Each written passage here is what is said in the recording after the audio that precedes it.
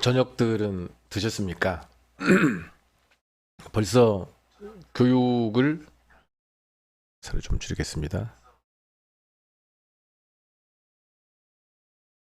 이 생방송을 진행한다는 것이 매번 할 때마다 어렵고 실수를 하게 됩니다. 오늘도 충분히 미리 준비했는데 시간이 다가오니까 엄청 촉박해져서 아주 혼쭐 났습니다. 어떻게 준비했는지 모를 정도로 오늘 디바이스 공동구매 관련해서 참가자들에게 좀 더 세부 안내 영상을 만들어서 교육 끝나고 나면 제가 올려드릴 계획인데요. 그래서 저희가 1기, 2기, 3기 세 번의 교육을 통해서 생각보다 많은 변화, 시작할 단계만 해도 사실은 정확했던 방향성에 대해서 뭐 다들 뭐 저도 마찬가지고 또렷한 방향성이 좀 부족한 면도 있었습니다. 그런데 벌써 이제 다양한 성공 사례들이 나오고 있습니다. 현장에서 IoT를 활용해서 공사 계약률을 굉장히 높이고 있고, 무료로 제한했던 그런 것들이 이제는 추가로 해달라는 요청도 많이 들어오게 되는 그런 상황들이 많이 나오고 있어서 아주 고무적이고, 어제 협회에서 미팅이 있었습니다. 디바이스 런칭, 디바이스 패키지 관련 때문에 미팅이 있었는데 협회에서도 아주 즐거워하고 있고, 더 적극적으로 어떻게 도와줄 것인지에 대해서 고민들을 하시더라고요.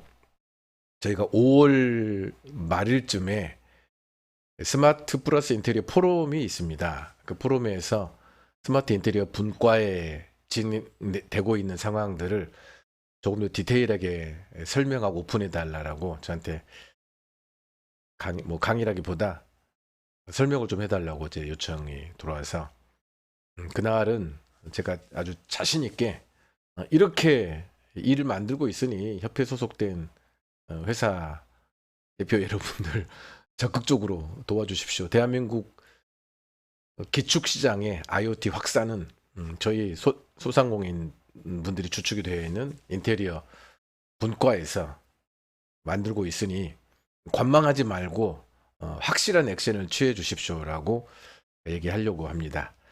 잠시 화면을 바꿔보겠습니다.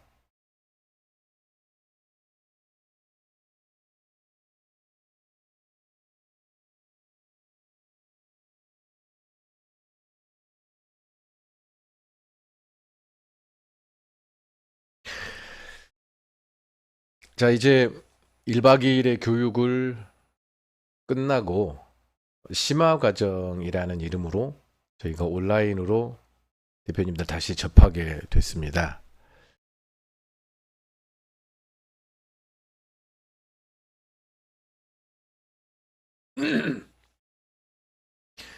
미리 온라인 심화 과정을 한 번 더 안내를 드릴까 합니다. 이름은 심화 과정입니다만은 제가 심화 과정 안내를 드릴 때 그런 멘트를 드렸던 것 같아요.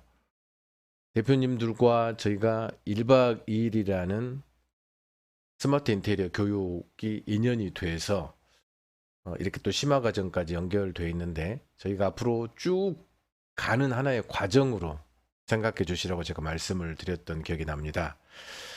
심화 과정 이후에도 대표님들이 뭐 한 2주 한다고 해서 완전하게 전문가가 되기까지는 조금 더 시간이 필요할 것으로 생각이 됩니다. 수년째 독학을 해서 전문가가 되신 분들이 있는 것을 보면 그래도 우리는 뭐 수년까지는 아니어도 조금만 대표님들이 적극적으로 참여를 해 주시면 누구나 전문가까지 될 수 있을 것으로 기대합니다. 그래서 이 온라인 지금 심화하는 이 내용, 이번 주와 다음 주 하는 내용은 1박 2일 했던 내용들 중에 대표님들이 조금 IoT를 아시는 분들은 뭐 어느 정도 아셨겠지만 처음 접하신 분들은 지금도 깜깜하실 것으로 예상이 됩니다. 1, 2기, 2기 때가 그랬기 때문입니다. 그래서 중요한 부분들은 복습하고 보강하는 시간을 가지려고 합니다. 특히나 이제 아까 제가 1년의 과정이라고 제가 이제 팀의 이론이 되는 하나의 과정이라고 설명을 드렸던 것 같습니다. IoT를 잘 배우는 것도 중요하겠습니다만은 중요한 거는 어떻게 이것을 내 사업에 활용을 하고 활용을 해서 공사를 잘 수주할 것인가가 관건이란 말입니다. 그래서 저희가 현재 250개의 지역을 책임지는 전문가들을 만들고 있다고 말씀을 드렸고 컨설팅 전문가를 250명을 만들려고 합니다. 그래서 앞으로 대표님들과 심화 과정이 끝나고 끝이 아니고 계속 앞으로 이어질 것으로 기대합니다. 협회에서 특히나 이제 IoT를 잘 배워서 공사 현장에 적용하려면 좋은 디바이스들, 가격도 좋고 디자인도 좋은 디바이스들을 안정적으로 공급받는 것도 굉장히 중요합니다. 이런 부분들 때문에 계속 저희와 고를 이어져 갈 것으로 보고 특히나 이제 공동 마케팅에 참여하시는 분들은 더더욱이 저희랑 계속적인 끈을 이어갈 것으로 기대합니다. 특히나 이제 협회에서 IoT가 굉장히 급변하고 있습니다. 새로운 정보들, 이런 정보들에 대표님들이 혼자 독학해서 이걸 하기에는 쉽지 않습니다. 그래서 협회가 필요한 것이고, 그래서 국가에서 정통부에서 협회에 자금을 지원해서 이런 일들을 하고 있습니다. 그래서 이런 심화 과정으로 끝이 아니고 계속적으로 과정이 있어질 것이다. 그러나 이제 가능하면 1박 2일도 저희가 뭐 어쩔 수 없이 뭐 숙박비랑 이런 것들을 받을 수밖에 없었었는데 가능하면 대표님들이 돈을 들이지 않고 이런 일련의 과정들을 이어질 수 있도록 하려고 노력을 하고 있습니다. 교육 내용을 잠깐 말씀드리면 이제 밤에 진행하는 교육이다 보니 대표님들도 일정을 빼기가 쉽지 않겠지만 강사분들도 일정을 조율하기가 참 어렵습니다. 그래서 어떤 경우는 녹화를 미리 하고 이 시간에 이제 녹화본을 틀어주는 경우도 있고 생방송으로 진행하는 경우도 있습니다. 그리고 이제 일정표 보내드려서 보셨겠지만 이번 주는 이론을 조금 더 보강을 하고 다음 주 수, 목, 일에는 실습 시간을 가지려고 합니다. 가능하면 모여서 오프라인으로 실습 교육을 하면 좋겠습니다만은 그렇게 하기가 쉽지 않아서 온라인으로 어떻게 하면 온라인으로도 각 대표님들 현장에서 이 디바이스를 같이 모여서 실습하는 것처럼 이것을 연출해 보려고 상당히 좀 준비를 하고 있습니다. 그래서 다음 주 디바이스를 실습하는 시간에는 디바이스들을 이렇게 설명만 들어서는 안 됩니다. 직접 만져보셔야 돼요. 그래서 디바이스들을 저희가 미리 이거 준비하십시오라고 공지를 드리면 준비를 해 주셔야 됩니다. 그리고 오늘 교육하는 내용들은 유튜브로 신청하신 분들에 한해서 일정 기간 다시 볼 수 있도록 해드릴 계획입니다. 그래서 반복 청취가 필요할 것입니다. 저도 끊임없이 유튜브 하루에 뭐 거의 두세 시간씩 계속 공부를 합니다. 어쨌든 전문가가 돼야 될 것 같아서 대표님들이 오늘 교육 이후에도 시간 되시는 대로 반복으로 들으실 수 있도록 해드리겠습니다. 그리고 이제 그날도 밤에 윤종현 대표께서 강의한 거 들어보셨겠지만 교육이 끝나자마자 사실은 교육이 끝나기 전에라도 자신의 집 그다음에 사무실에 바로 적용을 해보셔야 됩니다. 대부분 일기계 대표님들이 저도 사실 시행착오이기도 한데 바로 적용하지 않으면 이게 이건 나하고 좀 먼 어려운 것으로 쉽게 생각하고 한 번 사람은 그 기회가 주어졌을 때 하지 않으면 잊혀지게 되더라고요. 그때는 너무 좋은 것 같아. 그런데 시간이 지나고 나다 보면 쉽게 잊혀질 수가 있습니다. 그래서 가능하면 아니고 무조건 교육을 받은 이후 바로 디바이스를 구매해서 적용을 해보는 것이 필요합니다. 특히 다음 주 실기 시간에는 꼭 디바이스를 준비해 주셔서 바로 기기를 만져보고 자신의 집과 사무실에 적용을 할 수 있도록 준비해 주셨으면 좋겠습니다. 지금 이 IoT를 활용해서 매장에서 상담을 할 때 고객들에게 시연해주고 보여주고 계약을 했을 때 서비스로 계약을 했을 때 계약 성사율이 거의 80%까지 육박하고 있다는 얘기들이 전국에서 이렇게 소리가 나오고 있습니다. 굉장히 고무적인 일이고 어쨌든 바로 이것을 이용해야지 대표님들이 비즈니스 하는데 도움이 되실 것으로 봅니다. 그래서 현재 보니까 24평 정도에는 40만 원 정도 디바이스를 서비스로 지원하면 30평은 약 60만 원 정도, 40평 정도는 80만 원 정도 디바이스를 과감하게 뭐 5천만 원짜리, 4천만 원짜리 공사 따는데 바로 딸 수 있다는데 이 정도는 뭐 과감하게 지금은 쓸 수 있는 것을 저는 권장드립니다. 이제 대표님들이 그동안 오랫동안 혼자 해 오셨습니다. 5년, 10년. 앞으로 5년, 10년 후에도 혼자 이렇게 하실 수 있습니다. 뭐 특별한 이변이 없는 한 혼자 외롭게 하실 것으로 생각됩니다. 그러나 대표님들이 스스로 다들 인정하시겠지만 지금의 상황은 지금보다 결코 더 좋아지지 않을 것으로 생각을 하실 것입니다. 그래서 저희 스마트 인테리어 분과에 저희가 노크를 했을 때 저희 모임에 참여하실 것으로 알고 있습니다. 대표님들이 저희와 함께 협력해서 IoT 인테리어를 통해서 스마트 인테리어 분과 또한 저희 올클릭과 함께 해서 최소 뭐 1년 이내에 수개월 내에 체질 변화를 해서 올해는 정말로 그 지나간 5년 10년보다 5년 10년을 다 합친 것보다 그 신나는 일들이 생기는 한 해가 됐으면 좋겠습니다. 그럼 바로 교육을 녹화본을 오늘은 들어가도록 하겠습니다. 사실 이번 시간은 조금 더 앞서 오프라인으로 진행됐던 내용들 중에서 네트워크랑 기기들, 그리고 설정, 그리고 플랫폼별 설명에 대한 것들을 조금 더 구체적으로 하고요. 다음 시간에는 견적을 내고 컨설팅을 하는 영역에 있어서 조금 더 디테일한 부분까지 설명을 드리는 시간으로 준비를 했습니다. 그러면은 시작을 하겠습니다. 스마트홈 네트워크입니다. 화면을 조금 옮기고요. 네. 요즘 시대의 스마트카, 스마트 키, 스마트 도어, 스마트 카메라, 스마트라는 단어가 되게 많이 쓰이고 있고, 지금 스마트 플러스 인테리어 포럼도 그런 의미로서 시작이 되었다라고 생각을 합니다. 그래서 결국에는 모든 기기들을 연결하는 것을 통해서 어, 이것을 사람들까지 연결을 해서 우리가 일상생활에서 활용할 수 있는 부분들을 되게 고민을 많이 하는 상황이고, 또 그것이 이제 발전이 돼서 이제 전자기기들과 인테리어라는 두 개의 타 산업군이 서로 융합되는 시기인 것 같습니다. 그래서 그 융합된 것들을 그럼 가전과 인테리어 시장에서 이것들을 기기들이 서로 연결되기 위해서 필요한 것은 결국에는 어떤 네트워크를 통해 가지고 연결이 될 것이냐.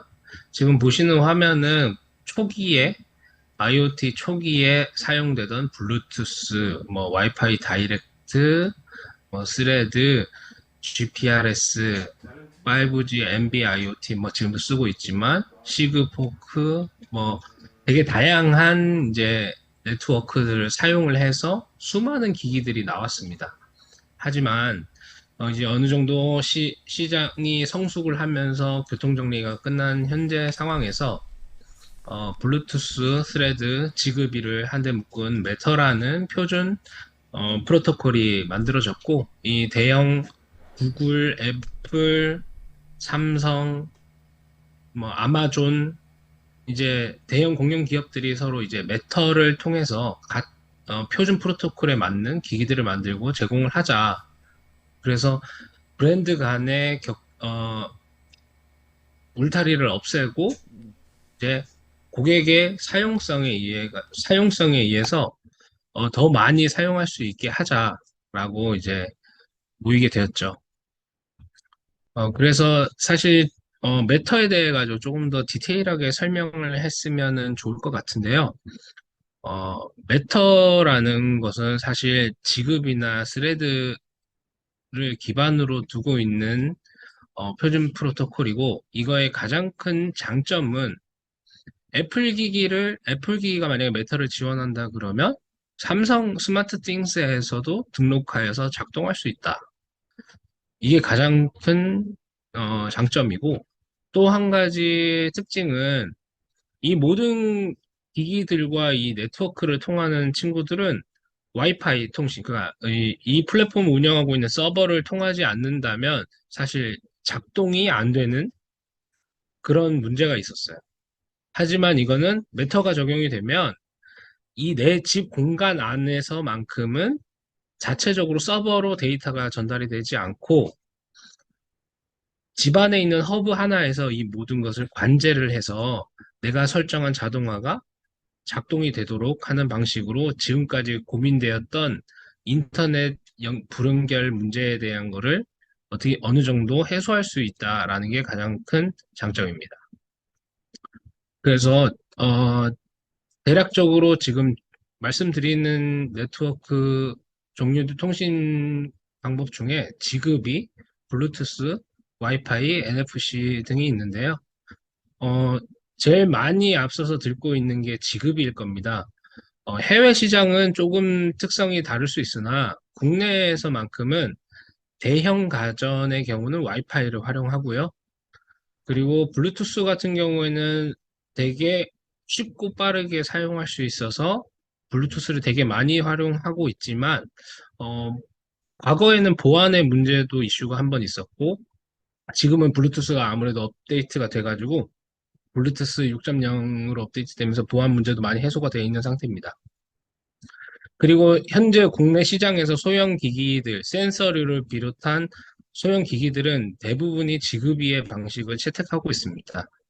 지급이 같은 경우에는 밑에 이제 소비 전력을 보시면 아시겠지만 매우 낮고 블루투스보다도 매우 낮고 비용이 저렴합니다. 그리고 채널을 32,000개까지 만들 수 있습니다. 그 얘기는 수많은 디바이스들을 아주 적은 전력으로 설치하고 통신을 할 수 있다. 그래서 고비용, 고전력으로 쓰고 있는 와이파이가 상대적으로 지급비에 비해서 상대적으로 고전력과 고비용이지 와이파이 자체가 고비용이라는 말은 아닙니다. 이 부분은 오해가 없으셨으면 좋겠고 와이파이 대비 지급비가 저렴하다. 그리고 안전하다라는 내용을 말씀을 드립니다. 그러면 이제 우리가 제일 친숙한 와이파이부터 말씀을 드리면 와이파이는 저희가 쉽게 알 수 있는 거는 2.4G랑 5G예요. 2.4G는 주파수가 멀리 하지만 적은 데이터량이 멀리 간다라고 보시면 되고 5G는 큰 데이터가 빠르게 한 번에 전달된다고 생각을 하시면 되는데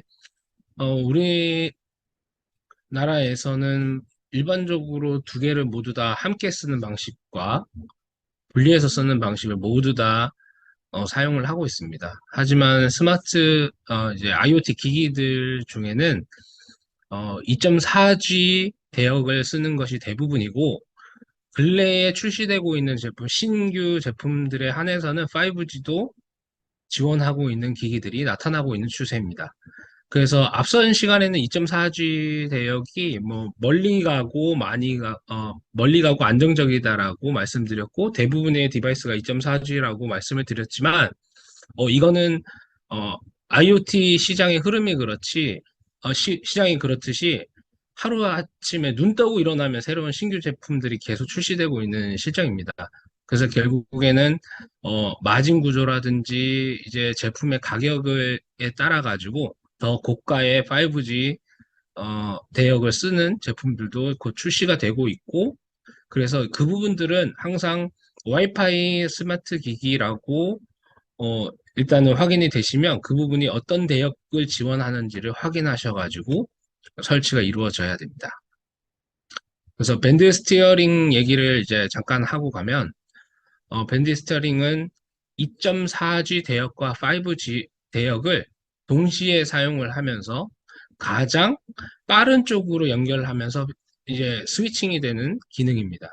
그래서 밑에 옆에 보시면 지금 SK의 와이파이가 3개가 뜨고 있는데요.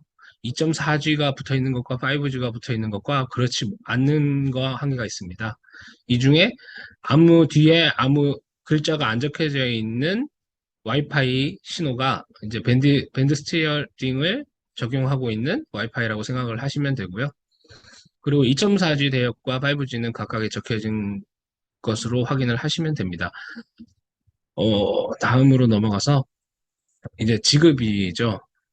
이 통신 방식을 이해를 하게 되면 정말 할 수 있는 것들이 무궁무진하고 나중에 컨설팅의 영역으로 갔을 때 와이파이로 컨설팅을 진행을 하는 것보다 지급이로 진행을 했을 때 네트워크에 대한 고민이 되게 많이 줄어듭니다. 지급이가 그 줄어드는데 가장 핵심이 이제 메쉬라는 네트워크 포톨로지를 말씀을 드릴 수 있는데요. 여러 가지, 여기서 말로는 되게 어렵습니다. 여러 중간 노드를 거쳐서 목적지에 데이터가 전송된다. 그 얘기가 결국에는 옆에 있는 지급위를 통해서 건너서 데이터를 전송시킬 수 있다. 그래서, 어, 지급위의 메인 본체가 되는 지급이 코디네이터가 있고요. 코디네이터라고 하면은 뒤에서 나오겠지만, 허브 게이트웨이라고 생각을 하시면 됩니다. 지급이 코디네이터가 메인을 잡고요. 그 코디네이터에 연결되는 여러 가지 기기들, 그게 라우터들이고요. 그 라우터가 서로 중개 역할도 하면서 마지막에 엔드 디바이스랑 연결되는 구조입니다. 그래서 쉽게 생각을 하시면, 와이파이 안 터져도 지급이는 옆에 지급이 제품끼리는 서로 연결해서 데이터가 연결된다. 이렇게 생각을 하시면 좋을 것 같습니다. 그러면 이제 지급이를 우리 일상생활에 쓰기 위해서는, 지급이 통신을 해서 인터넷을 할 수는 없는 환경이거든요. 그래서 지급이를 와이파이로 변환하는 친구가 필요하고, 그 친구를 게이트웨이, 뭐 스마트 허브 에어라는 이름으로 많이들 시중에 판매가 되고 있습니다. 그럼 위에 요 그림을 보시면, 도표를 보시면, 지급이 기기가 센서 허브라는 게이트웨이를 통해서 와이파이 공유기로 하고, 공유기를 통해서 이제 인터넷 서버로 전달되는 방식을 보실 수 있습니다. 그래서 지급이 제품은 무조건 이 게이트웨이 스위칭을 해주는 친구가 꼭 필요하다.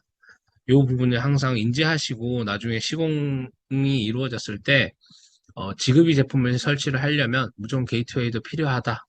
이 부분을 염두에 두셨으면 좋겠습니다. 그 다음에 앞서 얘기는 안 됐지만 IR 적외선 신호는 수십 번을 얘기해도 사실 중요한 것 같아요. IR 적외선이라고 하면 사실 우리 일상생활에 되게 많이 이미 접목되어 있는데요. 어, 리모컨에서 발생하는 적외선 신호를 가지고 이제 그 수신을 받고 송수신하는 걸 통해 가지고 작동을 시키는 방식의 수많은 가전제품들이 있습니다. 그 가전제품들에 사용하는 IR 적외선 대역이 천차만별이기 때문에 그 천차만별인 대역을 우리 내 맘대로 컨트롤할 수 있다면 그게 수많은 리모컨을 하나로 통합할 수 있다라는 거고요. 그걸 통해서 만들어진 제품들이 이제 IR 적외선 리모컨 허브라는 제품으로 출시를 돼서 IR 적외선을 쓰는 리모컨의 가전제품이라면 어떤 것이든 다 IoT화 할 수 있다라는 게 가장 큰 장점입니다. 그래서 여기 밑에 보시면은 굳이 왜 IR 적외선을 리모컨에 쓰냐? 그래서 리모컨은 어, 되게 낮은 적외선 LED는 되게 낮은 전압으로 오랫동안 쓸 수 있기 때문에 산업계에서 정말 많이 활용되고 있는 거고요. 여기에서 문제는 가장 큰 단점이라면 장애물이 중간에 있다라고 하면 이 적외선이 막혀서 전달이 안 된다라는 게 가장 큰 단점입니다. 그래서 그 수많은 와이파이 지급이 이런 이런 네트워크들이 결국에는 모이고 모여서 우리가 만들려고 하는 집안 공간에 수많은 네트워크 시스템들이 서로 얽히고 주고받고 하는 과정이 거쳐질 거예요. 그걸 통해서 우리가 원하는 자동화라든지 아니면은 우리가 음성으로 제어를 한다든지 이 모든 것들이 사실 다 통신으로 이루어지다 보니까 저희가 만들려고 하는 스마트 인테리어의 경우에도 지금까지는 우리가 확인하고 우리가 검토하고 우리가 기획하고 계획하고 설계하는 영역이 아니었다면 이제 융합 산업이 발전되는 이 과정 속에서 저희가 다른 그 누구보다도 조금 더 우위를 선점할 수 있고 뭔가 특별함을 가질 수 있다면 그만큼 해야 하는 역할도 많아진다라고 생각을 합니다.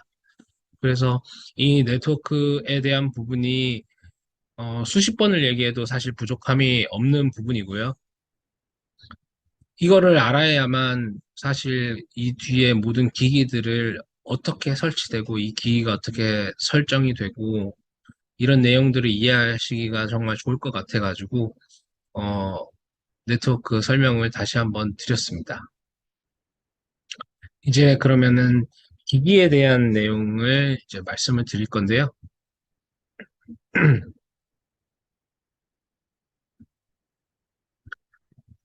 스마트 기기는 우리나라에 판매되고 있는 모든 많은 제품들도 있고 해외 직구로 구매를 할 수 있는 제품들도 많습니다. 하지만 우리가 이렇게 생각을 하면 좋을 것 같습니다. 어, 저렴한 가격으로 해외 직구를 해서 똑같은 기능에 똑같은 성능인데 해외 직구를 해서 구매를 했다.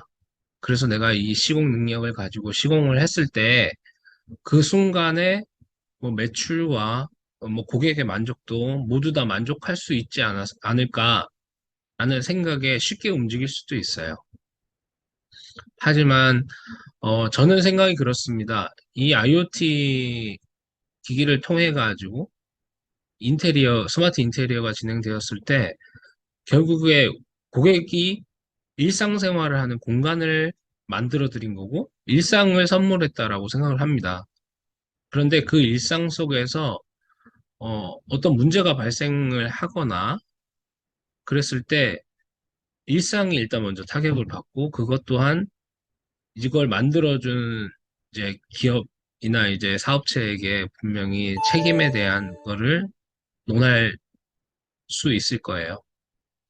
이제 그럴 때 사실 가장 문제가 되는 게 한국 KC 인증을 받은 제품을 시공을 했느냐, 그러지 못했느냐, 이런 부분에서 분명히 어, 그런 부분들이 가장 중요하다고 생각하고 제가 이 IoT 시공을 진행을 한 지 3년이 되었지만 수많은 유혹과 수많은 제안과 수많은 요청이 있었지만 거기서 가장 중요했던 거는 KC 인증받은 국내 제품만을 시공을 했고요. 그리고 기술적인 차원에서 그 앞선 기술이 있는 기기들을 접해본다라는 측면에서 어, 해외를 직구를 해서 써보긴 했으나 그걸로 현장에 시공을 한 사례는 단 한 개도 없었습니다. 이 부분이 저와 이렇게 교육을 들으시고 이런 열정을 보여주시는 여러분들도 이런 생각을 함께 가져주시고, 뭐, 되게 컨텐츠에 많이 노출되는 분이 계세요. 60만 원 이제 인테리어 교육을 받으시려는 분, 하시려는 분. 그분 되게 해외 직구 제품 되게 많이 쓰시고 추천드리고 뭐 그런 부분이 있는데, 사실 그런 부분은, 아, 이런 기술이 있다. 이런 기기도 나오는구나라고 생각을 해주시고, 그런 게 우리나라에 도입이 된다 그러면 미리 배우고 이제 도입이 KC 인증이 받고 모든 절차가 끝났을 때 그럼 이거를 활용하자 이렇게 생각을 해주셨으면 정말 더 좋을 것 같습니다. 그래서 이 기기들이 나왔을 때 이 얘기를 꼭 드리고 싶었고요. 그래서 기기들을 이제 설명을 드리는데 이 자료는 지금 어, 앞선 교육에서 보였던 자료와 똑같습니다. 여기서 사실 디테일하게 설명을 드리지 못한 부분들이 많다 보니까 이번 심화 과정에서는 요 얘기를 더 드리려고 합니다. 전동 커튼 같은 경우에는 헤이온뿐만 아니라 아카라나 솜피나 어, 또 다양한 브랜드의 이제 전동 커튼이 있습니다. 하지만 전동 커튼의 기본적인 기능은 어, 여러 브랜드가 거의 다 동일하고요. 그 동일한 부분만 일단 말씀을 드리면 기기 IoT 기기들은 전부 다 스케줄 기능이 가능합니다. IoT 기기들 자체가 이미 통신을 할 수 있는 가전제품이기 때문에 그 친구들의 작동을 원하는 시간에 제어할 수 있는 기본적인 스케줄 기능은 어느 제조사나 다 가능한 거고요. 그 다음 이제 웰컴 굿바이 뭐 휴대폰의 GPS 정보를 통해서 그걸로 자동화를 할 수 있는 영역은 이제 제조사별로 나눠지는 겁니다. 그래서 쉽게 생각하시면 좋을 것 같고요. 그래서 전동 커튼 같은 경우에는 구조를 먼저 설명을 드리고 싶었습니다. 전동 커튼을 보시면은 지금 우측 상단에 요 위에 보이시죠? 네. 위에 커튼 레일이 있고요. 레일에 모터가 달리는 방식입니다. 그 레일에 보시면은 지금 커튼 고리가 있고 캐리어가 있고 고정쇠라는 게 있습니다. 먼저 고정쇠를 설명드리면 레일이랑 모터를 연결하는 부분을 고정쇠로 모터를 꽉 잡아주는 역할을 하는 거고요. 고정쇠가 풀릴 경우에는 레일과 모터가 분리가 되기 때문에 이제 고정쇠를 고정시키는 거는 항상 설치할 때 신경 써야 되는 부분입니다. 그리고 전동 커튼의 작동 방식은 이 고리형, 커튼 고리형 타입의 전동 커튼 방식은 모두 다 동일합니다. 맨 앞에 있는 캐리어는 커튼 레일 안에 들어있는 밴드, 톱니처럼 생긴 밴드에 고정돼 있습니다.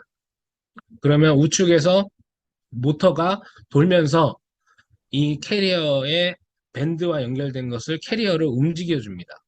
그래서 캐리어가 앞으로 나아가면서 뒤에 커튼고리는 따라오는 구조로 돼 있거든요. 그래서 기본 방식을 이해를 하고 계신다면 한편으로는 이렇게 생각할 수 있을 겁니다. 커튼이 양쪽 열리는 것과 한쪽 열리는 것. 이건 모터가 한 개가 필요하냐, 두 개가 필요하냐 이렇게 들 많이 물어보시는데요. 어, 레일 안에 레일을 제작을 할 때 캐리어를 이미 양쪽에서 두 개를 설치를 한 상태에서 레일을 제작하기 때문에 양쪽 열 때도 모터 한 개가 필요하고요. 한쪽 열 때도 모터 하나가 필요합니다. 그러면 한쪽 열 때는 오히려 커튼이 열렸을 때, 캐리어가 다 열렸을 때 있는 방향에 모터가 있는 게 가장 좋고요. 양쪽 열렸을 때는 선택지가 너무 좋습니다. 좌우측 어디든 한쪽에만 모터를 연결을 하면 되는 방식입니다. 그러면 이제 전동 커튼 같은 경우에는 모터는 이미 생산된 기 제품이지만 레일 같은 경우에는 현장에 맞춰가지고 맞춤 제작이 공장에서 이루어집니다. 아무래도 캐리어를 밴드와 연결을 하다 보니까 전동 커튼 실측에 대한 얘기를 이제 드리겠습니다. 도면을 통해 가지고 보통 인테리어를 하시기 때문에 확실히 잘 아실 거라 생각합니다. 도면 치수가 실제 실측 길이와 다르다라는 거를 항상 아실 거라고 생각을 합니다. 그래서 사실 대략적인 견적을 낼 때는 도면 길이만으로도 충분히 가능하지만 꼭 이제 제작 발주를 넣을 때는 이제 실측 기반으로 넣어주시면 이제 좋겠습니다. 그 부분은 저희가 이제 현장에서 필드를 해보니까 몰딩이 튀어나와 있으면은 또 커튼이 설치가 안 되고요. 또 고려해 본 게 너무 이제 합판이든 뭐 벽이든 현장에서 설계가 뭔가 변경이 되어 가지고 목공이 형태가 조금 바뀌었는데 이제 그런 부분들이 안 맞다 보니까 나중에 시공을 했다가 공장에서 이미 생산해서 제작돼서 현장에 갔는데 현장에서 사이즈가 맞지 않아서 현장에서 수정해가지고 할 수가 없기 때문에 다시 공장으로 보내는 번거로움이 발생했습니다. 그래서 요 사이즈에 대한 부분을 이렇게 말씀을 드리면 한쪽 벽면에 창이 있습니다. 이 창에서 한쪽 벽면을 전체를 이제 A 길이라고 하면 A 길이 전체를 가릴 때는 그 길이를 전체 폭에서 마이너스 4cm를 해줍니다. 마이너스 4cm라는 거는 사실 좌우 약 2cm씩 이제 빼고 커튼 레일을 제작을 한다라는 말인데요. 그렇게 하는 이유는 사실 레일을 제작을 하고 레일과 모터가 결합이 되었을 때 모터의 모터의 바깥쪽 부분을 모터를 가리기 위해서 커튼을 고리 하나를 걸어야만 이제 모터가 가려지는 효과를 줄 수 있습니다. 그렇기 때문에 공간이 필요하거든요. 그래서 벽 전체 폭에 마이너스 4cm를 하고요. 창만 가릴 때는 창 폭에서 60cm를 더합니다. 그 이유는 창 폭을 다 가리지 않으면 옆에서 봤을 때 창으로 비쌤 수 있는 그 사이 공간이 나옵니다. 그래서 창만 가릴 때는 창폭에서 60cm를 더한다. 이렇게 이해해 주시면 좋을 것 같습니다. 그래서 지금 여기에서 지금 제가 화면 공유를 살짝 바꿀 건데요. 디테일한 내용들을 설명드리기 위해서 사실 따로 준비를 해놨습니다. 지금 보는 곳에서 보시면 근래 가장 많이 자주 묻는 질문들을 모아놨습니다. 이 중에 전동 커튼을 보겠습니다.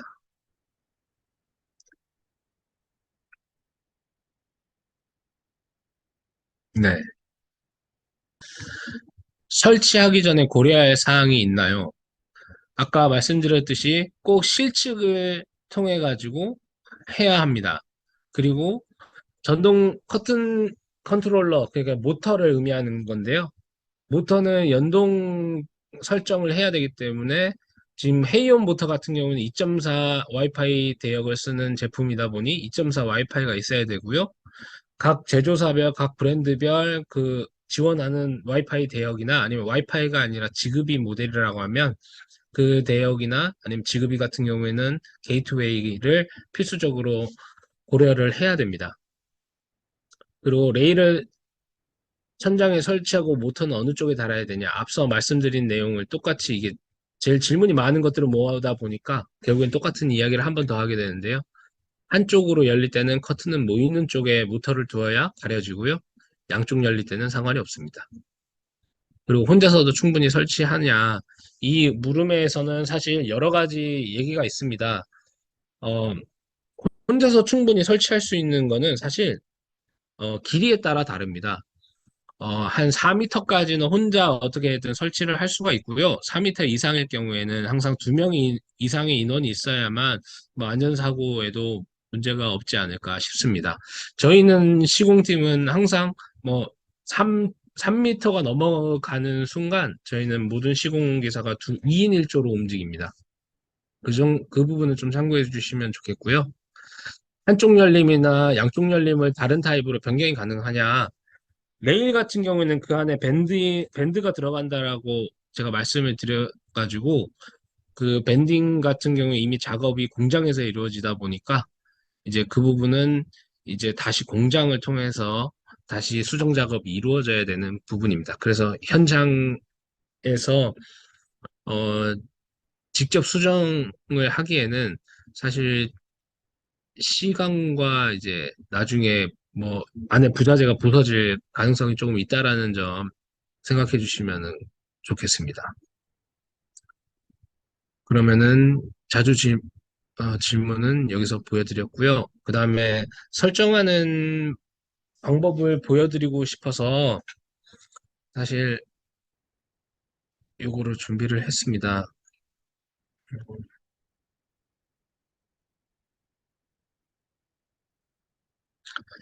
스마트 전동 커튼 경우에는 2.4G 대역의 와이파이를 쓰는 모델이고요. 이 모델 같은 경우에는 지금 두 가지의 방법으로 설정을 하는 제품입니다. 그래서 이 두 가지 설정은 결국에는 쉽게 말씀드리면 쉬운 연결은 어, 와이파이 신호를 통해 가지고 이 모터를 찾아서 등록하는 방법.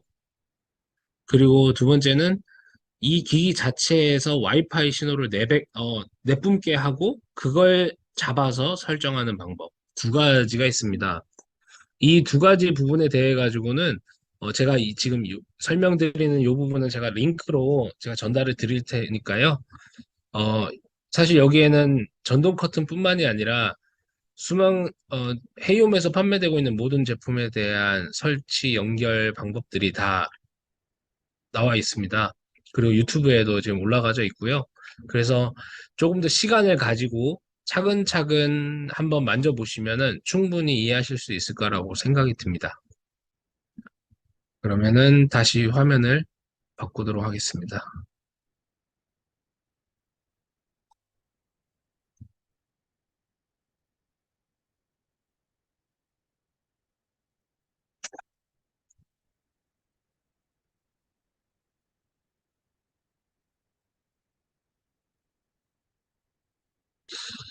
네. 다음 이제 멀티탭인데요. 멀티탭은 쉽게 말씀드리면 전원을 관리하는 친구고 이 친구는 고객 인테리어에서 무슨 의미가 있을까라고 봤을 때 어, 사실 인테리어에서 설계를 하거나 기획을 하는 데서 필요한 제품은 아니에요. 하지만 어, 고객이 직접 전원을 관리를 하는 데 있어가지고 저희가 다른 이제 뒤에 나오겠지만 스위치라든지 커튼이라든지 이제 아니면 출입 제어라든지 뭐 여러 가지들을 사용을 하는 데 있어가지고 전원의 사용성도 당연히 필요한 요소거든요. 그래서 이제 제한을 할 수 있는 영역에서 제일 많이 쓰이는 제품이고요. 결국에 이 친구들은 지금 3구에다가 와이파이, USB를 꼽을 수 있는 게 두 개 포트가 있는데요. 실질적으로 앱상에서 제어할 수 있는 것은 19, 29, 39 그리고 USB 두 개 포트를 동시에 제어할 수 있습니다. 그 다음에 이제 말씀드리면 이제 리모컨 허브인데요. 리모컨 허브는 어, IR 적외선 신호를 쏘는 친구고요. 리모컨 대신에 스마트폰으로 단순하게 조작할 수 있다라고 말하지만 그 기술은 단순한 건 아닙니다. 리모컨 허브에서 어떤 신호를 쏴야만 내가 사용하고 싶은 에어컨이든 공기청정기든 TV든 서큘레이터든 그들이 받을 수 있는 신호 대역이 있을 거잖아요. 그 대역을 찾아서 등록을 시켜줘야 되고 그 이미 찾아놓은 모델들에 한해서는 이미 제조사에서 이제 다 만들어 놓고 이제 패널을 아예 다 등록을 시켰습니다. 그래서 맞는 타입을 골라가는 방식으로 이루어집니다. 그래서 구형인 이제 휘센, 이제 삼성의 에어컨의 구형 모델이죠. 휘센. 휘센 같은 경우에도 이거를 스마트하게 하려면 휘센에 사용하던 리모컨 허브에 그 버튼별로 어떤 IR 적외선 주파수를 쏘는지 등록을 시키고 그 등록시킨 걸 가지고 실질적으로 작동이 되게 구현하는 방식입니다. 그 다음에 이제 스마트 허브 에어의 경우에는요, 아까 앞에 말씀드린 지급이로 와이파이로 변환해주는 게이트웨이인데요. 이 친구는 지급이 제품이 있다라고 하면 반드시 필수로 필요한 친구고, 이 친구는 자체적으로 와이파이 전원만 공급해주면 와이파이 신호를 받아서 지급이 신호를 받아서 변환해주고 다시 와이파이로 전달을 해주고 이 게이트웨이 문지기 역할을 하는 친구입니다. 이 친구는 이제 여기 보시면 알겠지만 최대 지원 장치 수가 50개고요. 50개지만 실질적으로 저희가 현장에 시공을 할 때는 30개 미만으로 이제 연동을 하고 시공을 합니다. 이 부분은 이 친구 하나가 처리할 수 있는 기기들이 많다 보면 아무래도 딜레이라든지 아니면 안정성에서 데이터가 로스가 되는 거를 미연에 방지하고자 이제 저희는 이제 30개가 넘어가면은 이제 허브 에어를 하나 더 추가하는 방식을 이용하고요.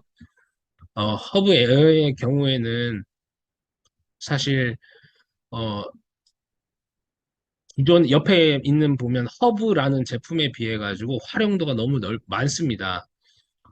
직접 이제 인터넷 선을 네트워크 선을 연결하지 않아도 되기 때문에 설치 시에 너무 자유도가 높고요.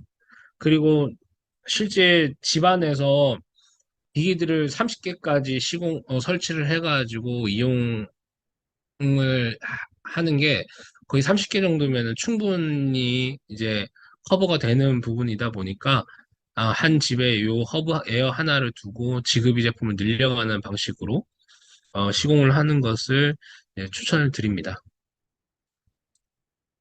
다음은 이제 스위치, 조명 스위치인데요.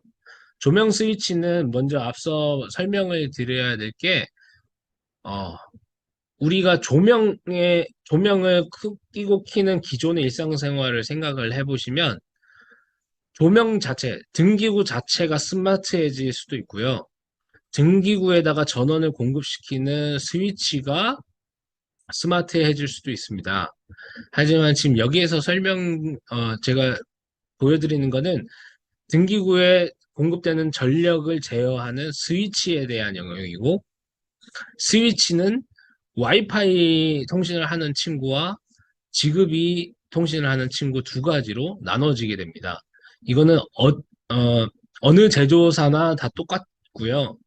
배선의 형태도 동일하다라고 생각을 하시면 됩니다. 그 배선의 경우에는 와이파이의 경우에는 와이파이 통신이 지급비에 비해서 전력 소모량이 높습니다. 그러다 보니까 상시적으로 전원이 공급이 되어야 되고, 그러다 보니 전등배선이지만 전열배선처럼 이루어져야 된다. 이렇게 생각을 하시면 됩니다. 그래서 뒤에 결선도를 보시면 결선도에 이건 3구 스위치입니다. 3구 스위치에는 조명으로 가는 로드선이 이제 세 가닥이 나오고요. 그리고 차단기로부터 들어오는 살아있는 선, 핫선, 공통선이라는 이름으로 L상이 들어오고요. 그리고 조명이 다 꺼져 있더라도 이 스위치는 항상 통신을 해야 되기 때문에 중성선, 그러니까 전열 배선이 그대로 들어와서 중성선이 하나가 인입이 되는 구조로 스위치가 구성이 되어 있습니다. 이 스위치의 경우에는 사실 조명으로 나가는 1, 2, 3번의 로드를 실제로 스위치에 결선을 하지 않더라도 스위치 자체는 공통선과 중성선 두 개만 결선이 되면 바로 ON으로 이제 작동이 돼 불이 들어오고요. 실질적으로 그것만으로도 스위치의 작동은 가능합니다. 그래서 이거를 활용을 해서 이제 심화 과정으로 이제 제안을 드리면, 어, 스위치에는 스위치와 만약에 전동 커튼이 동시에 설치된 공간이라고 하면 실질적으로 결선을 조명으로 가는 배선, 로드선을 연결하지 않았지만 이미 스위치에는 전원 공급을 할 수 있는 상황이니까요. 전열 배선을 하게 되면. 그러고 나서 1번 스위치를 켜게 되면 커튼이 열려라 라고 자동화 레시피를 설정할 수도 있습니다. 그리고 1번 스위치를 끄면 커튼이 닫혀라 라고 자동화 설정을 할 수가 있습니다. 이거를 이제 저희는 트리거라고 하는데요. 이 트리거 기능을 이용을 하면 수만 가지의 상황을 대응을 할 수 있습니다. 그 중에 가장 이제 현장에서 가장 많이 접목시킬 수 있는 것이 어떤 부분이냐면 3로 배선입니다. 3로 배선 또는 일괄 배선입니다. 일단 3로 배선부터 말씀을 드릴 수 있을 것 같은데요. 3로 배선의 경우에는 항상 뭐죠? 그 제품 스위치를 계단 밑에서도 조명을 끄고 싶고 계단 위에서도 조명을 끄고 싶어서 어딘가가 메인이지만 위가 만약에 2층 계단이 메인이라고 하면 메인에서부터 뭔가 연락선이라는 이름으로 결국은 같은 배선이지만 추가적으로 두 개의 배선이 더 증설돼서 깔려야만 이제 스위칭으로 1층에서 꺼도 2층에서 낄 수 있고 2층에서 꺼도 1층에서 낄 수 있는 3로 배선을 그렇게 구축을 합니다. 하지만 지금 요 트리거를 만약에 이용을 하게 되면 배선은 필요가 없습니다. 다만 밑에도 스위치를 하나를 만들어 놓고 위에도 스위치를 진짜 이제 계단 조명과 연결된 스위치를 만들어 놓고요. 한쪽에는 연결하지 않은 스위치에 전원만 공급을 시킵니다. 그래서 이 버튼을 누르면 위에 있는 2층에 직접 이제 등기구와 연결된 스위치에 버튼이 켜져라 라고 트리거를 걸 수가 있습니다. 이 방식으로 똑같이 꺼라도 설정이 가능하고요. 그래서 3로 배선을 해결할 수 있는 부분. 그리고 또 한 가지 일괄 스위치도 사실 어, 요즘은 되게 현관에서 한 버튼 하나 누르면은 집의 모든 조명이 꺼지는 일괄 배선을 많이 이제 아파트라든지 일괄 배선이 많이 되어 있잖아요. 이 부분도 사실은 어떻게 보면 일괄 배선의 일괄 배선이 차단기부터 시작해서 집안 곳곳으로 퍼지는 구조가 아니라 무조건 차단기에서 일괄 배선이 있는 현관으로 모든 배선이 한번 돌아서 다시 각 방으로 퍼져지는 구조입니다. 이제 그러다 보니까 일괄 배선이 만들어지게 되면은 그거에 따른 전기 배선이라든지 이게 되게 많이 소모가 됩니다.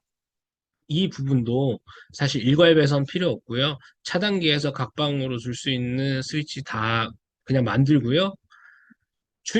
현관에다가 이 친구한테 전원을 공급시킬 수 있게 전열 두 가닥만 연결을 시켜서 켜지게만 만들면 여기서 스위치를 누르면 집안의 모든 각각의 스위치들이 꺼지게 하여라. 이렇게 설정을 할 수 있습니다. 여기에 조건은 있습니다. 각 방의 스위치도 모두 스마트 스위치여야 된다라는 가정은 있지만 그렇게 바꿔 놓으면 추가적인 일괄 배선은 필요 없다. 요 말씀을 꼭 드리고 싶었고 이걸 통해서 저희가 이제 집에 리모델링을 할 때 협업으로 되게 많이 시공을 한 게 고객들에게 아, 스위치로 커튼을 제어하는 경험을 제공해 드리는 것. 그리고 일괄 소등 스위치가 없는 구축 아파트였는데 거기서 일괄 스위치를 만들어 드리는 추가적인 비용 없이 일부의 비용만 이제 스위치 하나만 더 증설하는 방식으로 이게 가능하도록 해드린 점이 되게 고객 만족도는 높더라고요. 그래서 이 부분을 이번 심화 시간에 꼭 말씀을 드리고 싶었습니다. 그 다음에 이제 이선식 스위치입니다. 이선식이라고 말하고 이제 처음 말씀드리는 건데 이제 지급이 스위치죠. 지급이 스위치는 스위치의 하부에 잠시만요. 네. 스위치 하부에 전기를 일부 머금을 수 있는 축전지가 함께 들어 있습니다. 그래서 지급이 제품의 경우에는 엄청 소량의 전력만 가지고도 통신을 할 수 있기 때문에 그 스위치 하부에 있는 그 축전지의 전력량만으로도 제어를 할 수 있는 제품이에요. 그래서 우리가 흔히들 알고 있는 전등 배선을 그대로 이용할 수 있다라는 장점이 있습니다. 다만 어, 요 축전지의 사이즈가 스위치 하우스의 사이즈가 표준 규격이 있기 때문에 19, 29, 39를 제외한 49, 59, 69로 늘어났을 때 요 사이즈 규격을 만족시키지 못할 수도 있고 만족시킬 수도 있다 보니까 현재 초기에 나온 제품들은 1, 2, 3구까지밖에 출시가 되지 않았습니다.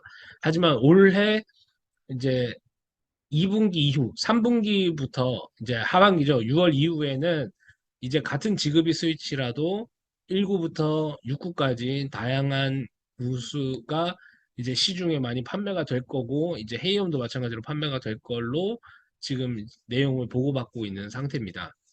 그러면 지급비는 결국에는 지급비가 와이파이에 비해 가지고 되게 장점이 기존 배선 그대로 써야 되니까 되게 좋은 장점이 있지 않을까라는 생각이 드실 수 있지만 지금 화면 보시는 것처럼 옆에 우리 집 전격 부하 체크하기, 깜빡임, 장광 X 이 두 가지의 단점을 지니고 있는 것 또한 사실입니다.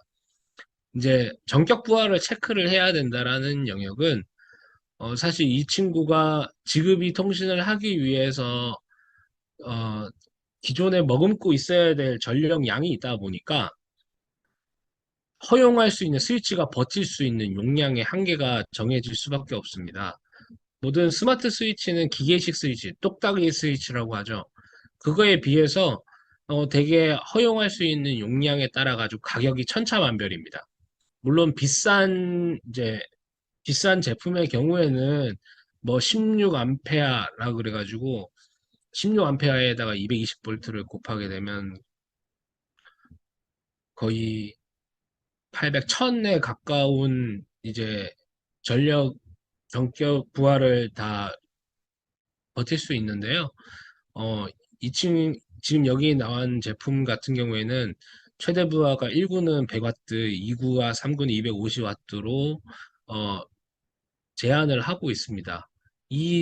최대 부하를 넘을 경우에는 이제 스위치에 이제 저 과전류가 흘러가지고 이제 눌러붙어서 이제 작동이 안 되는 문제가 있을 수 있어서 이건 헤이옴 제품의 스펙이 1구에 100와트, 2구에 250, 3구에 250이라고 이해를 하시면 되고 타사 브랜드 제품을 만약에 이용을 하실 경우에는 그 제품이 허용할 수 있는 최대 부하가 분명히 기록이 되어 있을 거고 설명이 되어 있을 겁니다.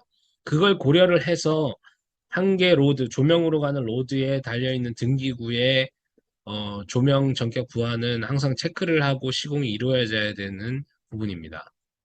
그리고 또 하나는 잔광이 발생할 수 있습니다. 잔광이라는 게 결국은 스위치를 키지 않았는데 등기구에서 아주 흐리게 불빛이 나온다든지 아니면은 꺼져, 꺼져 있는, 분명히 스위치는 꺼져 있는 상태인데 뭔가 깜빡인다든지 이런 것은 사실, 어, 기계식 스위치에서는 발생하지 않는 현상입니다. 발생할 수 없고요. 왜냐하면 그렇게 누수로 흐르는 전기 자체를 아예 차단시켜버리는 구조기 때문에 기계식 스위치에서는 발생하지 않는 현상이고요.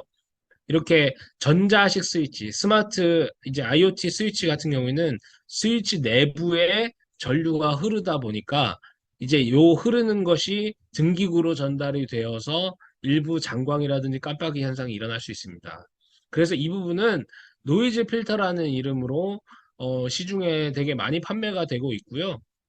이 노이즈 필터를 이제 방등에 LED 등이라고 하면은 LED 등의 전기가 공급되는 AC 선에다가 이제 플러스 선, 마이너스 선 한 가닥씩 이제 거기에다 연결을 해서 노이즈 필터를 저항을 이제 연결해 주시면 이제 스위치에서 새서 가는 등기구로 전달되는 잔류를 다 잡을 수 있습니다. 그래서 사실 요거는 지급이 이선식 스위치를 시공을 할 때 항상 신경 써야 될 두 가지 체크의 내용이고요. 그래서 다시 한번 정리를 드리면 조명의 전격 부하가 내가 설치하는 스위치의 허용 부하에 충족이 되는지 안 되는지 여부 확인. 그리고 설치를 다 완료를 하고 난 상태에서 스위치를 껐는데도 깜빡이가 발생하거나 아니면 잔광이 사라지지 않는다면 이 부분은 노이즈 필터를 등기구 배선에서 한 노이즈 필터도 추가로 설치를 해야 되겠다라고 인지를 해주시고 그렇게 해결을 하시면 되는 부분입니다. 뭐 원격 제어라든지 위젯이나 이런 부분은 사실 직접 하면서 사실 바로 적응할 수 있고 되게 어려운 부분이 아니라서 누구든 하실 수 있는 부분이라서 넘어가고요. 그 다음에 도어락입니다. 도어락의 경우에는 사실 이렇게 주키 도어락이라 그래서 손잡이가 달려있는 친구와 이렇게 푸시풀, 밀고 당기는 친구의 모델인 두 가지 모델이 있습니다. 이 두 개의 가장 큰 장점, 차이는, 어, 요 앞에서 지금 단어를 보시면 아시겠지만, 무타공 주기 도어락입니다. 무타공이라는 얘기는 실질적으로 걸쇠 부분, 손잡이 부분을 해서 이제 문에 이제 구멍이 나 있는 부분을 제외하고는 타공 필요 없이 시공이 가능하다라는 거고요. 그리고 이제 다음 뒤에 나와 있는 요 푸시풀 모델은 무타공이란 단어가 없습니다. 그 얘기인즉슨 키패드 뒤쪽에 타공이 추가적인 타공이 추가로 이루어져야 된다라는 부분입니다. 그래서 사실 시공에서의 차이는 타공을 하느냐 못하느냐에 따라 가지고 나눠지지만 이것은 사실 고객이 주키, 손잡이가 달린 모델을 선호하느냐 아니면 푸시풀을 선호하느냐에 따라서 달라질 겁니다. 하지만 고급 이제 하우스는 보통 다 푸시풀 모델을 많이 찾으시기 때문에 요 푸시풀 모델이 시공을 할 때는 요 푸시풀 모델 안에 시공 지본이 있습니다. 시공 지본에 맞춰서 타공도 이루어져야 되는 부분이고요. 저희는 도어락에 대해서만큼은 이런 시공에 대한 부분보다 사실 도어락에서 어떤 기능이 있기 때문에 고객들한테 이거를 시공을 해야 된다라고 컨설팅을 할 수 있어야 돼요. 그래서 이 부분에 대해 가지고 이제 제가 설명을 드리고 싶은데요. 오른쪽에 보시면 IoT 기능이라고 되어 있습니다. 헤이홈이 자랑할 수밖에 없다라고 얘기를 하지만 IoT 기능의 중에 헤이홈만 할 수 있는 기능도 있고요. 공통적으로 IoT 스마트 도어락이라면 가능한 기능도 있습니다. 왜냐하면 기능들이 되게 많이들 평준화가 되기 때문에 되게 비슷한 것들이 많습니다. 당연히 스마트폰 원격으로 문이 열리는 건 외부에서 열리는 건 당연하고요. 그리고 패턴 비밀번호를 설정할 수 있는 거는 헤이온만의 특징입니다. 다른 브랜드는 패턴은 지원 안 하는 곳도 있고요. AR 스피커 연동, 음성으로 문을 여는 건데 이 부분에는 사실 한 가지 허들을 더 두었습니다. 만약에 어린 자녀가 음성으로 문 열어줘 해서도 문을 열 수 있는 문제가 발생할 수 있기 때문에 스피커로 문을 열 때는 항상 키 번호를 외치게 되어 있습니다. 그래서 만약에 헤이 구글 도어락 열어줘 라고 명령을 했을 때 그러면 키패드 번호를 불러주세요. 그러면 지금 저기서 키패드 응답을 하네요. 그래서 키패드를 응답을 해서 핀 번호를 말씀을 해야 문이 열리는 구조로 이중 보안이 되어 있습니다. 그리고 도어락의 대부분의 가장 큰 특징은 내가 쓰고 있는 비밀번호가 아니라 임시로 쓸 수 있는 비밀번호도 생성할 수 있다라는 기능인데요. 이 임시번호를 생성할 수 있다라는 기능을 만약에 숙박 시설에다가 적용을 했을 때는 모텔 경우에는 대시를 하는 3시간, 4시간 그 시간 동안만 사용할 수 있는 임시 비밀번호를 발급해서 숙박 시설에 이용하고요. 만약에 펜션이나 아니면 에어비앤비 같은 경우에도 매번 고객이 바뀔 때마다 비밀번호를 바꿔줘야 되는 번거로움 자체를 해결할 수 있는 거예요. 1박 2일 동안만 쓸 수 있는 임시 비밀번호를 만들어서 사용할 수 있다. 이런 부분들이 나중에 컨설팅을 할 때 충분히 제한할 수 있는 영역이고, 그리고 그것들이 이제 형태별로 요즘 공간을 대여하는 공유 스튜디오, 공유 오피스, 공유 코워킹 이제 룸이라든지 숙박시설이라든지 에어비앤비, 모텔 전부 다 적용 가능하다 보니까 사실 이 도어락을 많이 찾고 있고요. 도어락을 활용할 수 있는 곳은 정말 출입을 제어를 할 수 있다라면 정말 많습니다. 다만 도어락의 가장 큰 단점은 유리문 도어락은 이 친구는 유리문 도어락이 아니라는 겁니다. 그래서 도어락은 도어락이 설치가 어디에다 될 것이냐에 따라 가지고 도어락의 형태가 다양하다. 그래서 헤이홈 제품에는 아까 주키 도어락과 이제 푸시풀 도어락 두 가지 타입으로 해서 방화문이나 아니면 이제 방화문에 설치하는 용들이 많지만 현관문에 설치하는 용이지만 타 브랜드나 아니면 타사에서 판매되고 있는 제품들을 보면 뭔가 유리문에다가 설치하는 친구도 있고요.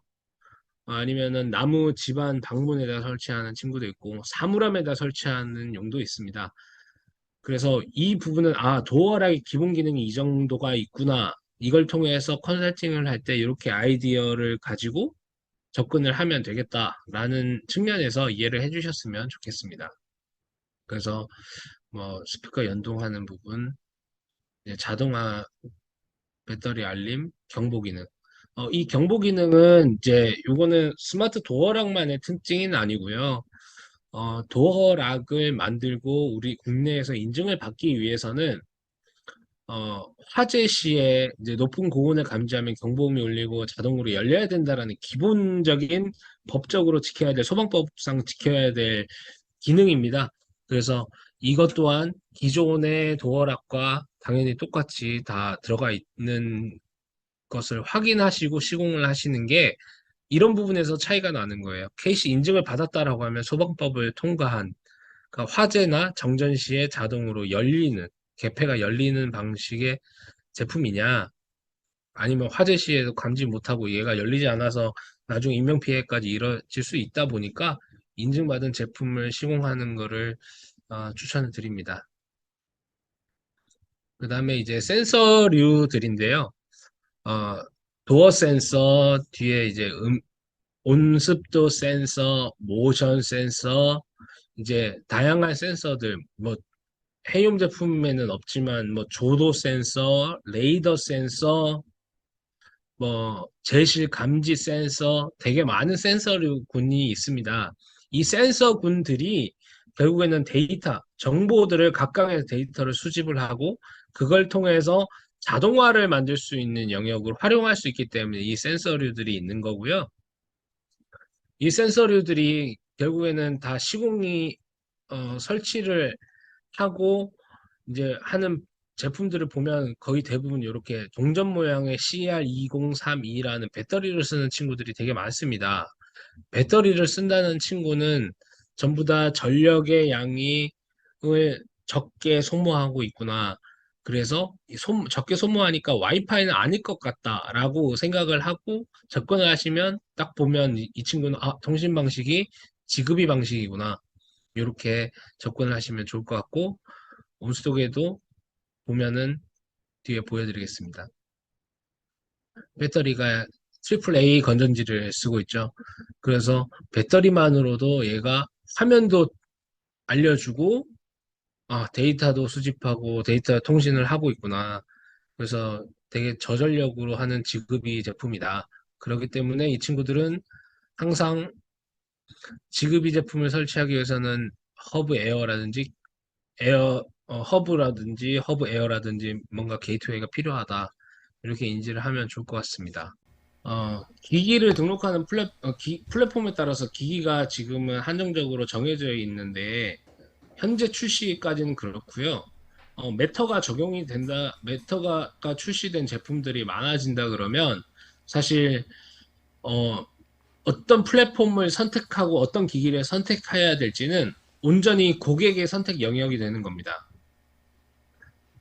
지금은 저희가 이제 정해진 플랫폼을 고객이 이 기능을 쓰고 싶다 그러면 이 플랫폼을 쓰고 있는 기기를 추천을 할 수밖에 없는 구조예요.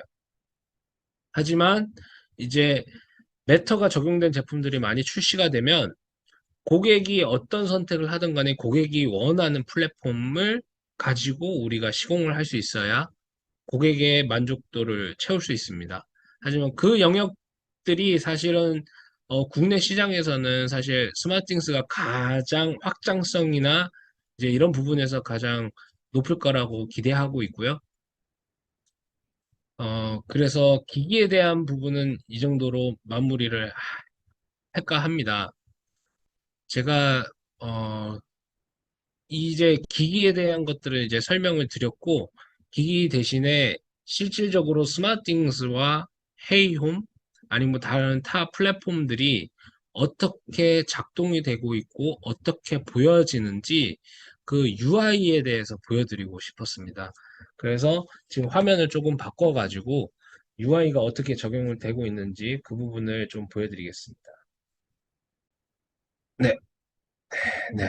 지금 앞에 보이시는 앱이 헤이홈이라는 앱입니다. 헤이홈이라는 앱을 잠깐 설명을 드리면 여기 우측 상단에 이제 장소에 대한 장소 리스트가 딱 있고요.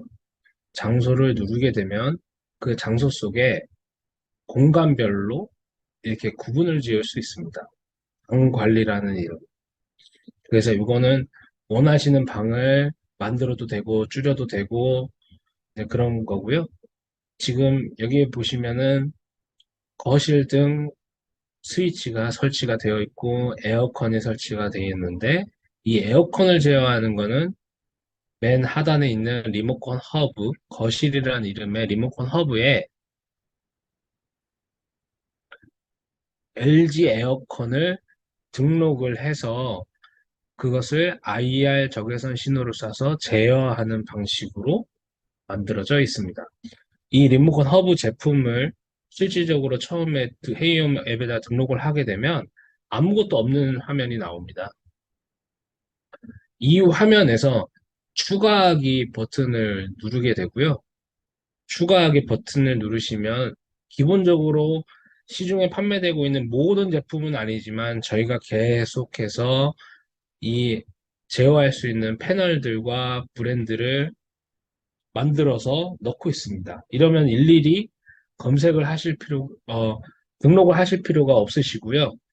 여기에서 이걸로 작동을 해봤을 때 작동이 되더라, 안 되더라, 이거에 따라 가지고 다음, 다음, 여기 16-3, 16-4, 16개의 에어컨 종류, 다른 주파수를 쓰고 있는 에어컨 모델이 있다라고 생각을 하시면 되고, 이거에 맞는 에어컨 패널을 선택하시게 됩니다.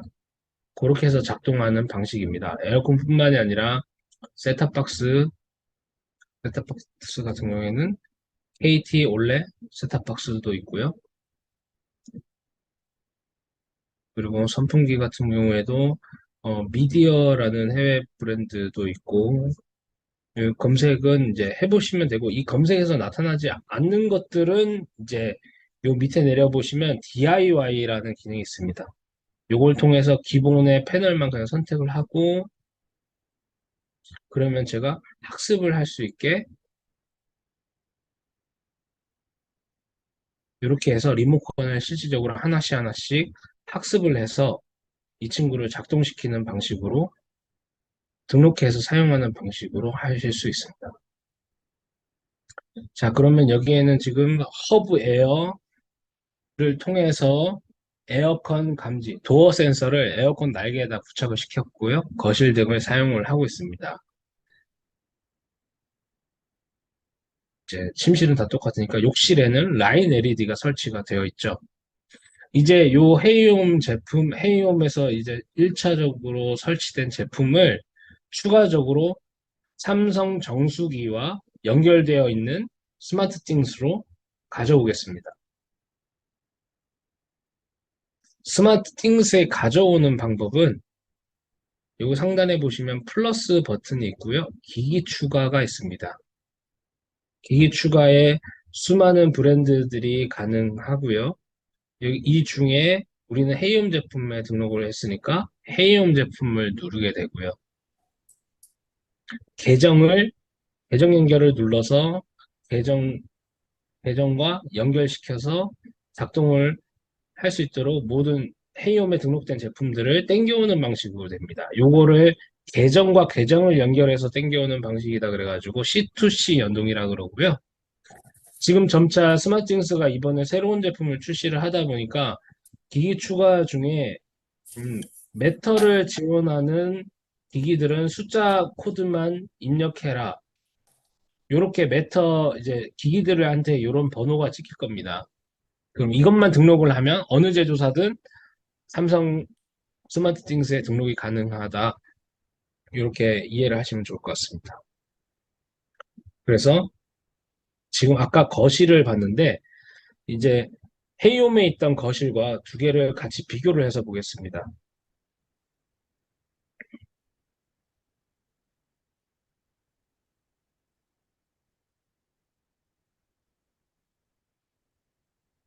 지금 같은 거실인데 여기에는 단순하게 숫자만 계산을 해도 여기에는 6개의 제품이 헤이홈에는 5개 제품이 설치가 되어 있고 우측에 스마트띵스에 보면 지금 하나, 둘, 셋, 넷, 7개의 제품이 설치가 된 걸로 보여집니다. 하지만 여기에서 자세히 들여다보면 제품 자체가 뭔가 모르던 제품들이 갑자기 생겨났어요. 그래서 거실등 1구라고 스마트띵스에 있는 1구, 그리고 옆에 거실등 2구라고 되어 있는 친구. 요 두 개는 사실 헤이홈에서 스위치 1번, 2번에 해당되는 친구가 스마트띵스에는 두 개로 나누어져 있는 겁니다. 그리고 여기에서 지금 정리가 다 안 돼서 그런데요. 헤이홈에서 플러그에 있는 친구도 사실은 스마트띵스에서 거실로 옮겨와서 다시 재배치를 한 겁니다. 그리고 여기 옆에 보시면은 온도 조절기라고 있습니다. 온도 조절기는 사실 헤이홈 제품이 아니고요. 구글의 제품입니다. 여기 보시면은 그거를 보여드리고 싶네요.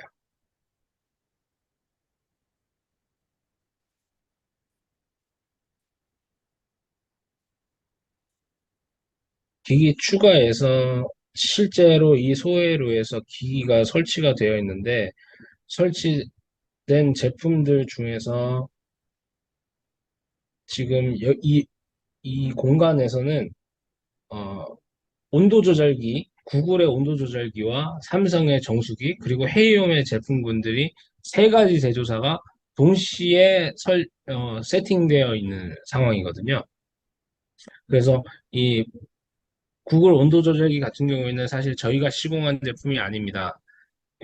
국내에는 이 난방, 보일러의 온도를 제어할 수 있는 구글의 온도 조절기 제품이 국내 인증을 받지를 못했어요. 인증받지 않은 제품이고, 그러다 보니까 저희도 고객이랑 컨설팅을 진행을 할 때 그 부분에 있어서 저희가 시공에 대한 부분은 대응하지 않는다라고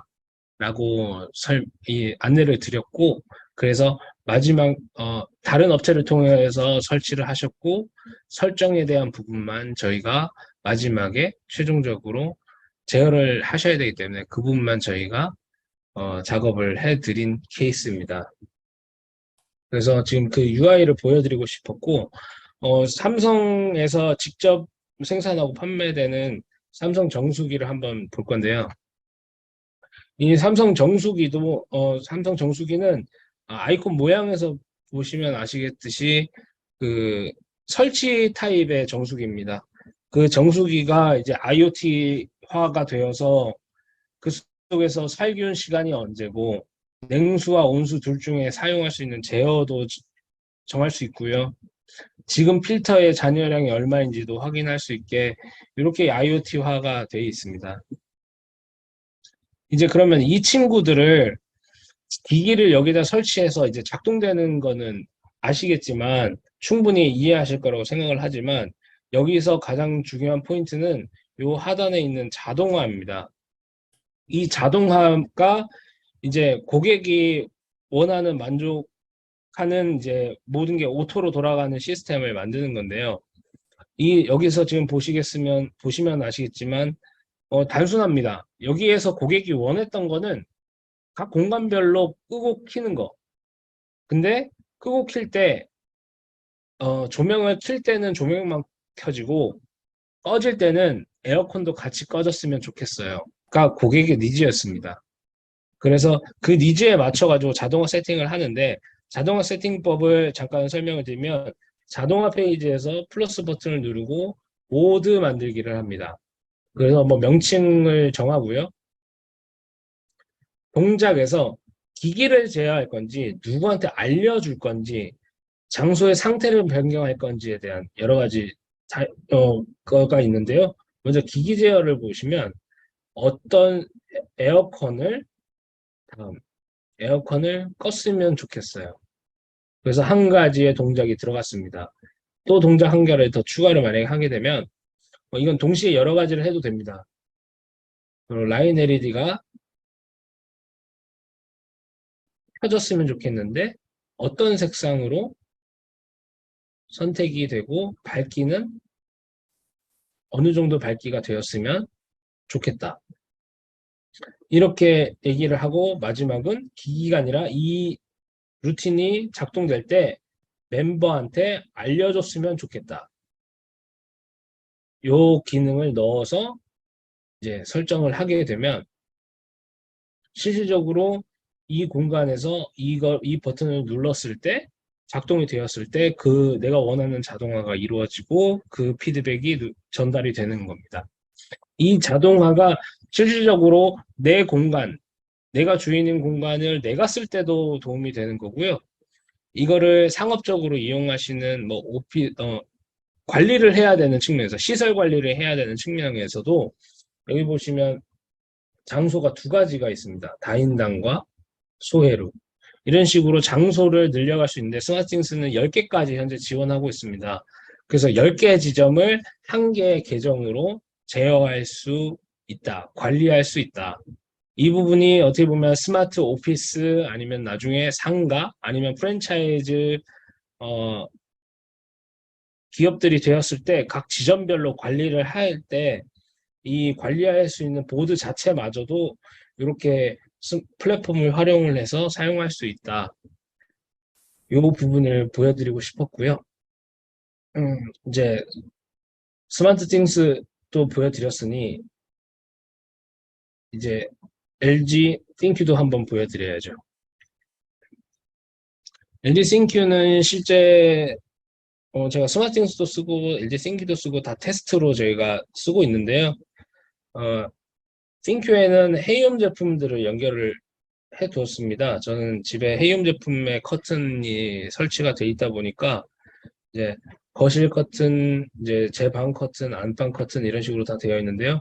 아까는 제가 다른 공간이다 보니까 제어를 못 보여드렸고, 이 같은 경우에는 제 방이다 보니까 보여드리면 이렇게 열림과 닫힘을 통해 가지고 커튼을 제어를 할 수 있고, 이 어, 여기서 제품을 추가를 하고 하는 모습들을 좀 보여드리면 제품 추가, 직접 선택하기. 그래서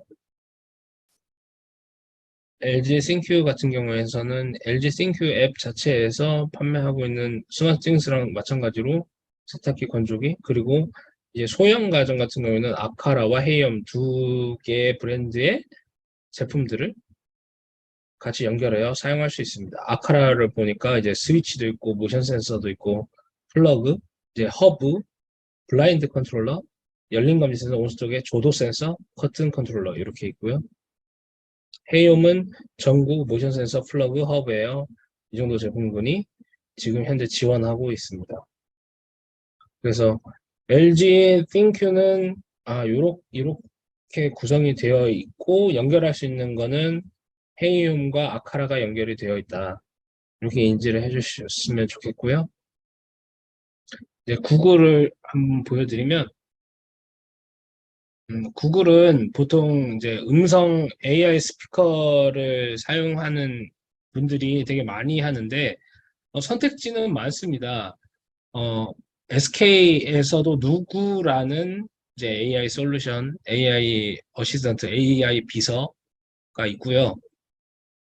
그리고 이제 KT는 지니, 그리고 LG는 네이버, LG 자체의 AI 스피커는 아니고 네이버의 클로바를 이제 같이 MOU 협업을 해가지고 이제 클로바를 활용을 해서 작동을 하는데요. 국내에서 통신 3사를 제외를 하고는 사실 카카오에서 카카오 AI 스피커를 만들어서 현재 판매 중에 있고, 또 이제 구글 스피커나 아니면은 아이폰, 애플을 쓰시는 분들은 사실, 애플 시리도 많이 친숙하실 텐데요. 그것들 또한 전부 다 이제 AI 스피커를, 그 AI 플랫폼을 이제 기존의 이제 스마트 홈, 스마트 플랫폼, IoT 플랫폼과 이제 연결을 시켜가지고 작동하는 방식이라고 생각하시면 됩니다. 그 중에도 이제 구글 제품을 이제 설치가 되어 있는 걸 보실 수 있는데요. 여기 위에 보시면은 이 모양.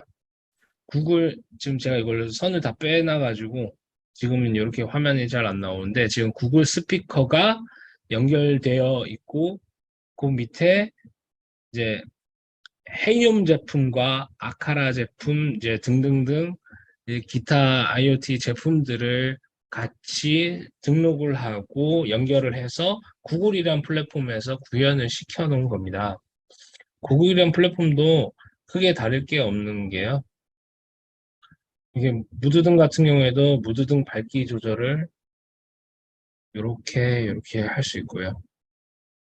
간접등이든 뭐 선풍기등이든 각각의 제어를 하는 UI는 사실 한 번씩 이건 설치를 하지 않으면 사실 이렇게 보기가 쉽지 않기 때문에 제가 이런 것들을 좀 보여드리고 싶었어요.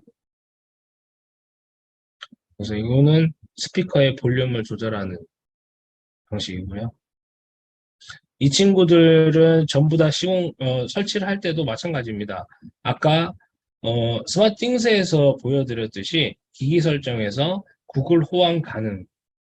그럼 이제 기기 추가가 있는데요. 여기는 지금 현재 스마트띵스 20개와 헤이홈의 19개 디바이스가 연결이 되어 있는 구글 홈의 화면을 보실 수 있습니다. 그래서 구글에서도 지원하고 함께 할 수 있는 제품들이 이만큼 많이 열려 있다. 그래서 구글이든 스마트띵스든 되게 오픈형으로 이 IoT 시장이 커져가는 데에다가 일조를 하고 있고, 그 중에서도 사실 대형 가전을 만들고 있는 삼성 같은 경우에는 아무래도 우리 일상생활에 활용할 수 있는 것들을 더 많이 고민하고 그런 제품을 출시하고 있다 보니까 한국 시장에서는 스마트띵스의 제품들이 더 효율적으로 쓸 수 있지 않을까라고 생각을 하고 있습니다. 어, 제가 드리는 내용들이 사실 이미 알고 계신 분도 있으실 거고, 그래도 모르겠다. 그러신 분도 분명히 있으실 수 있는데, 그런 분들은 사실 편하게 연락을 주시면은 사실 제가 다 더 설명을 드릴 수 있는 부분이고, 사실 어떤 부분이 부족했고, 그런 피드백이 더 있으시면 다음 교육과 아니면 다음 심화 교육이 있을 때 조금 더 보완해서 더 설명을 드릴 수 있도록 하겠습니다. 그래서 오늘 1시간 반 동안 이제 같이 이제 들어주셔서 정말 감사하고 또 다음 기회에 또 뵙도록 하겠습니다. 오늘 사고가 계속 생기네요. 말씀드렸듯이 이번 주 교육은 주로 이론을 다시 한번 중요한 부분들을 복습하고 보강하는 시간을 갖고, 다음 주 이틀 동안에는 실기를 할 수 있는 시간을 가지려고 합니다. 그래서 미리 디바이스들을 뭐뭐뭐 준비하시라고 저희들이 요청을 드릴 테니 디바이스가 각 대표님들의 책상이나 집 앞에 두고 줌과 유튜브를 통해서 만져보는 것, 시연하는 것, 설치하는 것을 해보려고 합니다. 그래서 다음 주에는 저희가 미리 공지될 수 있도록 해드리고요. 오늘 교육은 여기서 마치고 내일 뵙도록 하겠습니다. 고맙습니다.